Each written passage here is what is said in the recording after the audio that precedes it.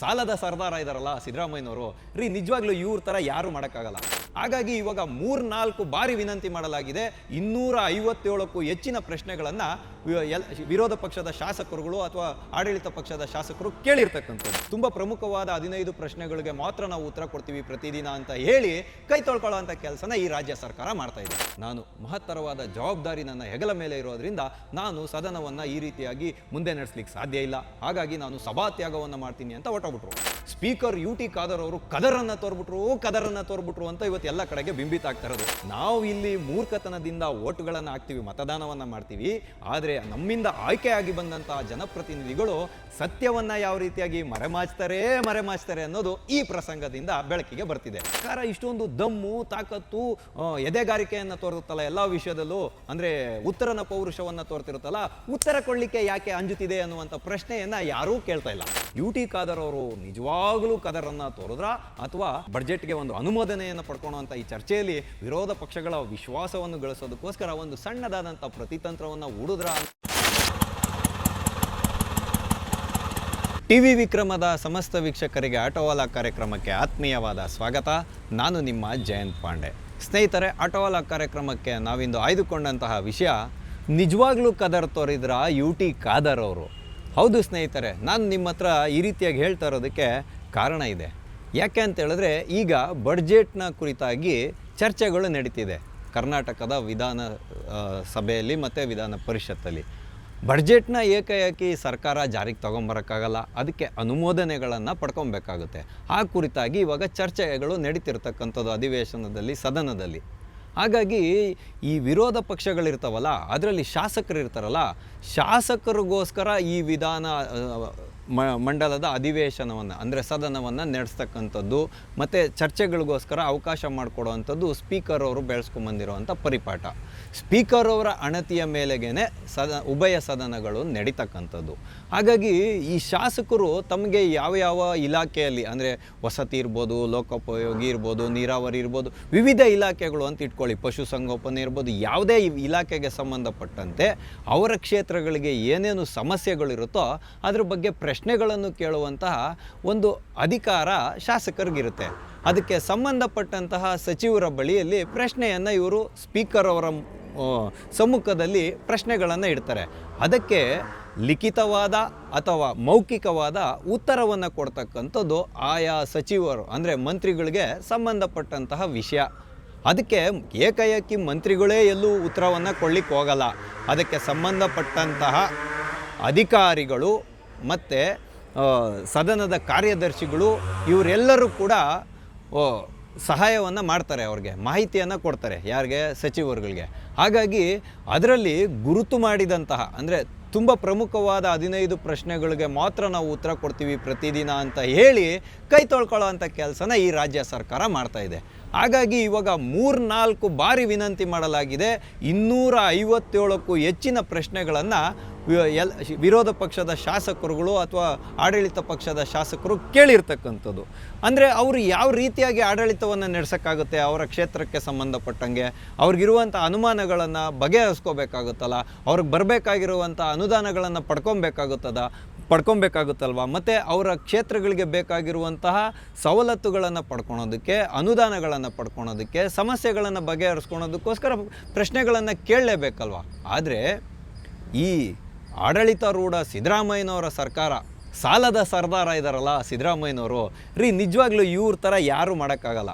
ಸಾಲವನ್ನು ಮಾಡಿದ್ದಲ್ಲದೆ, ಜನರ ಮೇಲೆ ಬೆಲೆ ಏರಿಕೆಯ ಬರೆಯನ್ನು ಎಳೆದಿದ್ದಲ್ಲದೆ, ಇವ್ರಿಗೆ ಹೆಂಗೆ ಬೇಕೋ ಆ ರೀತಿಯಾಗಿ ಆಡಳಿತವನ್ನು ನಡೆಸೋದಲ್ಲದೆ, ಹಾರಿಕೆ ತೋರಿಕೆಯ ಉತ್ತರವನ್ನು ಕೊಡೋದಲ್ಲದೆ, ಮಂಡಾಟವನ್ನು ಮಾಡೋದು ಬಿಟ್ಟು ಈ ಸರ್ಕಾರ ಏನೂ ಮಾಡಿಲ್ಲ ಅನ್ನೋದು ಇಲ್ಲಿ ಜನಸಾಮಾನ್ಯರಲ್ಲಿ ವ್ಯಕ್ತ ಆಗ್ತಾ ಇರತಕ್ಕಂಥ ಅಭಿಪ್ರಾಯ ಸಾರ್ವಜನಿಕ ವಲಯದಲ್ಲಿ. ಇದನ್ನು ಯಾರು ಬೇಕಾದರೂ ಕೂಡ ಗ್ರೌಂಡ್ ಲೆವೆಲ್ಗೆ ಬಂದು ನೋಡ್ಬೋದು. ಇಂಥ ಸಂದರ್ಭದಲ್ಲಿ ಸ್ಪೀಕರ್ UT ಖಾದರ್ ಅವರು ಕದರನ್ನು ತೋರ್ಬಿಟ್ರು ಅಂತ ಇವತ್ತು ಎಲ್ಲ ಕಡೆಗೆ ಬಿಂಬಿತ ಆಗ್ತಾ ಇರೋದು. ಆದರೆ ನಾವಿಲ್ಲಿ ಅತಿ ಸೂಕ್ಷ್ಮವಾಗಿ ನೋಡೋಣ. ಶಾಸಕರುಗಳು 257 ಪ್ರಶ್ನೆಗಳನ್ನು ಕೇಳಿದರು. 3-4 ಬಾರಿ ಪುನರಾವರ್ತಿತರಾಗಿ ಸ್ಪೀಕರ್ ಅವರು ಉತ್ತರಗಳನ್ನು ಕೇಳಿದ್ರೂ ಕೂಡ ಸಚಿವರು, ಸಂಬಂಧಪಟ್ಟಂಥ ಮಂತ್ರಿಗಳು ಉತ್ತರವನ್ನು ಕೊಡಲಿಕ್ಕೆ ತಯಾರಿಲ್ಲ. ಯಾಕೆ ಅಂತೇಳಿದ್ರೆ, ಇಲ್ಲಿ ಅಡಗಿರುವಂಥ ಸೂಕ್ಷ್ಮವಾದ ವಿಷಯ ಏನಂದರೆ, ಯಾವುದೇ ಸರ್ಕಾರ ಅಧಿಕಾರಕ್ಕೆ ಬಂದಾಗ ಆ ಆಯಾ ಇಲಾಖೆಗಳನ್ನು ಸಚಿವರು ನಿಯಂತ್ರಣ ಮಾಡೋದು, ಅಧಿಕಾರಿಗಳೇನು ನಿಯಂತ್ರಣ ಮಾಡಲ್ಲ. ಸಚಿವರ ಅಣತಿಯ ಮೇಲೆಗೇ ಸರ್ಕಾರಗಳು ನಡೆಯೋದು. ಮುಖ್ಯಮಂತ್ರಿ ಮತ್ತು ಸಚಿವರುಗಳೇನಿರ್ತಾರೆ ಅವರ ಅಣತಿ ಮೇಲೇ ಸರ್ಕಾರ ನಡೆಯೋದಲ್ವಾ. ಅಧಿಕಾರಿಗಳನ್ನು ಸ್ವಯಂ ಪ್ರೇರಿತರಾಗಿ ಅಧಿಕಾರ ನಡೆಸೋದಕ್ಕೆ ಬಿಟ್ಟಿದ್ದಿದ್ರೆ ಸ್ಪಷ್ಟವಾದ ಉತ್ತರಗಳನ್ನು ಅಧಿಕಾರಿಗಳು ಬರೆದು ಕೊಡ್ತಿದ್ರು, ಅದನ್ನು ಸದನದ ಕಾರ್ಯದರ್ಶಿಗಳಿಗೆ ಕೊಡ್ತಿದ್ರು. ತನ್ಮುಖೇನ ಲಿಖಿತ ಉತ್ತರವು ಅಥವಾ ಪ್ರಶ್ನೆಯನ್ನು ಕೇಳಿದಾಗ ನೇರವಾಗಿ ಮೌಖಿಕ ಉತ್ತರವು ಸಿಕ್ತಿತ್ತು ಶಾಸಕರಿಗೆ. ಆದರೆ ಇಲ್ಲಿ ಆಗಿರ್ತಕ್ಕಂಥದ್ದು ಏನು ಅಂತ ಹೇಳಿದ್ರೆ, ಈ ಸರ್ಕಾರ ಹೇಳ್ದೆ ಕೇಳದೆ ಬೇಕಾಬಿಟ್ಟಿಯಾಗಿ ಸಾಲವನ್ನು ಮಾಡಿರ್ತಕ್ಕಂಥದ್ದು. ಅದಕ್ಕೆ ನಿಯಮಾವಳಿಗಳ ಆಧಾರದಲ್ಲೇ ನಾವು ಸಾಲವನ್ನು ಮಾಡಿರೋದು, ನಿಯಮಾವಳಿಗಳ ಆಧಾರದಲ್ಲೇ ಸಾಲ ಮಾಡಿರೋದು ಅಂತ ಪುಂಖಾನುಪುಂಖವಾಗಿ ಎಷ್ಟೇ ಸಿದ್ದರಾಮಯ್ಯನವರು ಶಂಕ ಊದಿದ್ರೂ ಸಾಲ ಮಾಡಿ ಬಡ್ಡಿಯ ಒಂದು ಬರೆಯನ್ನು ಜನರಿಗೆ ಎಳೆದಿರ್ತಕ್ಕಂಥದ್ದು ಇಲ್ಲಿ ಸುಸ್ಪಷ್ಟ. ಎಲ್ಲ ಇಲಾಖೆಗಳ ಮೇಲೆ ಸಾಲಗಳನ್ನು ಹೊರೆಯನ್ನು ಹೊರಿಸಿರ್ತಕ್ಕಂಥದ್ದು ಸುಸ್ಪಷ್ಟ. ಎಲ್ಲ ಶಾಸಕರು ಅನುದಾನಗಳ ಕೊರತೆಯನ್ನು ಎದುರಿಸ್ತಾ ಇರತಕ್ಕಂಥದ್ದು ಸುಸ್ಪಷ್ಟ. ಮತ್ತು ಬೇರೆ ಬೇರೆ ಇಲಾಖೆಯ ಹಣವನ್ನು ಬೇರೆ ಬೇರೆ ಇಲಾಖೆಗೆ ಬಳಸಿರ್ತಕ್ಕಂಥದ್ದು ಸುಸ್ಪಷ್ಟ. ಇದನ್ನು ಯಾರೂ ಅಲ್ಲಗಳೆಯೋಕ್ಕೆ ಸಾಧ್ಯ ಇಲ್ಲ. ಯಾಕೆ ಅಂತೇಳಿದ್ರೆ ಇನ್ನು ಮುಂದಿನ ವರ್ಷಗಳಲ್ಲಿ ಈ ಸರ್ಕಾರ ಇನ್ನೂ ಸಂಕಷ್ಟಕ್ಕೆ ಸಿಕ್ಕಾಕೊಳ್ಳೋ ಅಂತ ಎಲ್ಲ ಪ್ರಮೇಯವು ಮುಂದೆ ಇದೆ ಅಂತ ನಾನು ವೀಕ್ಷಕರಲ್ಲಿ ಹೇಳಲಿಕ್ಕೆ ಬಯಸ್ತೀನಿ. ಹಾಗಾಗಿ ಸ್ಪೀಕರ್ ಅವ್ರು ತಾನೇ ಏನು ಮಾಡೋಕ್ಕಾಗುತ್ತೆ? ಅದಕ್ಕೆ ಇವರು ಒಂದು ಸಣ್ಣದಾದಂಥ ರಾಜಕೀಯ ತಂತ್ರವನ್ನು ಹೂಡ್ಬಿಟ್ರು. ಯಾಕೆ ಅಂತೇಳಿದ್ರೆ ಬಡ್ಜೆಟ್ಗೆ ಅನುಮೋದನೆ ಪಡ್ಕೋಬೇಕಲ್ಲ. ಅವಾಗ ವಿರೋಧ ಪಕ್ಷಗಳು ಹೊರಗಡೆ ಹೊಟ್ಟೋದ್ರೆ, ಸದನನ ಧಿಕ್ಕರಿಸಿ ಹೊರಗಡೆ ಹೊಟ್ಟೋದ್ರೆ, ಧಿಕ್ಕಾರವನ್ನು ಕೂಗಿದ್ರೆ, ಪ್ರತಿಭಟನೆಯನ್ನು ಮಾಡಿದ್ರೆ ಸರ್ಕಾರಕ್ಕೆ ಮುಜುಗರ ಆಗುತ್ತಲ್ಲ. ಹಾಗಾಗಿ ಯು ಟಿ ಖಾದರ್ ಅವರು ಮೊದಲೇ ಹೇಳಿ ಕೇಳಿ ಇವರು ಒಂದು ರೀತಿಯಾದಂಥ ಸರ್ಕಾರನ ಸಮರ್ಥನೆಗಿಳ್ದಂಥವ್ರಲ್ವ. ಹಾಗಾಗಿ ಒಂದು ಸಣ್ಣ ತಂತ್ರವನ್ನು ಮಾಡಿದ್ರು. ಅದೇನೆಂದರೆ ವಿರೋಧ ಪಕ್ಷಗಳ ಮತ್ತು ಶಾಸಕರ ವಿಶ್ವಾಸವನ್ನು ಗಳಿಸ್ಕೊಳೋದಕ್ಕೋಸ್ಕರ ಸರ್ಕಾರದ ಮುಂದೆ ಹಲವಾರು ಪ್ರಶ್ನೆಗಳನ್ನ ಇಟ್ಬಿಟ್ಟು ಒಂದು 7-8 ಪ್ರಶ್ನೆ ಇಟ್ಬಿಟ್ರು. ಶಾಸಕರು ಹಲವಾರು ಬಾರಿ ಪ್ರಶ್ನೆಗಳನ್ನ ಕೇಳ್ತಿದ್ದಾರೆ, ಅದಕ್ಕೆ ಉತ್ತರ ಕೊಡಬೇಕಾಗಿರೋವಂಥದ್ದು ಸರ್ಕಾರದ ಮಹತ್ತರವಾದ ಜವಾಬ್ದಾರಿ. ನಾನು ಎಲ್ಲ ಶಾಸಕರನ್ನು ಸಮಾನ ಸ್ಥಿತಿಯಿಂದ ನೋಡಬೇಕಾಗಿರೋದ್ರಿಂದ ನನಗೆ ಉತ್ತರಗಳ ಅವಶ್ಯಕತೆ ಇದೆ. ಸರ್ಕಾರ ಈ ರೀತಿಯಾಗಿ ನಾವು ಉತ್ತರ ಕೊಡೋಕ್ಕಾಗಲ್ಲ ಅಂತ ಹೇಳಿದ್ರೆ ನಾನು ಸದನವನ್ನು ಮುನ್ನಡೆಸೋದು ಹೇಗೆ? ನಾನು ಮಹತ್ತರವಾದ ಜವಾಬ್ದಾರಿ ನನ್ನ ಹೆಗಲ ಮೇಲೆ ಇರೋದರಿಂದ ನಾನು ಸದನವನ್ನು ಈ ರೀತಿಯಾಗಿ ಮುಂದೆ ನಡೆಸಲಿಕ್ಕೆ ಸಾಧ್ಯ ಇಲ್ಲ. ಹಾಗಾಗಿ ನಾನು ಸಭಾತ್ಯಾಗವನ್ನು ಮಾಡ್ತೀನಿ ಅಂತ ಹೊರಟೋಗ್ಬಿಟ್ರು. ಆದರೆ ವಿರೋಧ ಪಕ್ಷ ನಾಯಕರಿರ್ಬೋದು, ಸಿದ್ದರಾಮಯ್ಯನವ್ರು ಇರ್ಬೋದು, ಇವರ ಒಂದು ಕಚೇರಿಗೆ ಹೋಗಿ, ಅಂದರೆ ಸ್ಪೀಕರ್ ಅವರ ಕಚೇರಿಗೆ ಹೋಗಿ ಪುಸ್ಲಾಯಿಸಿ ಮನವೊಲಿಸಿ ಮತ್ತೆ ಕರ್ಕೊಂಬಂದು ಸದನವನ್ನು ಶುರು ಮಾಡಿಸ್ಬಿಟ್ರು. ಅಂದರೆ ನಾವು ಇಲ್ಲಿ ಮೂರ್ಖತನದಿಂದ ಓಟುಗಳನ್ನು ಹಾಕ್ತೀವಿ, ಮತದಾನವನ್ನು ಮಾಡ್ತೀವಿ. ಆದರೆ ನಮ್ಮಿಂದ ಆಯ್ಕೆಯಾಗಿ ಬಂದಂಥ ಜನಪ್ರತಿನಿಧಿಗಳು ಸತ್ಯವನ್ನು ಯಾವ ರೀತಿಯಾಗಿ ಮರೆಮಾಚ್ತಾರೆ ಅನ್ನೋದು ಈ ಪ್ರಸಂಗದಿಂದ ಬೆಳಕಿಗೆ ಬರ್ತಿದೆ.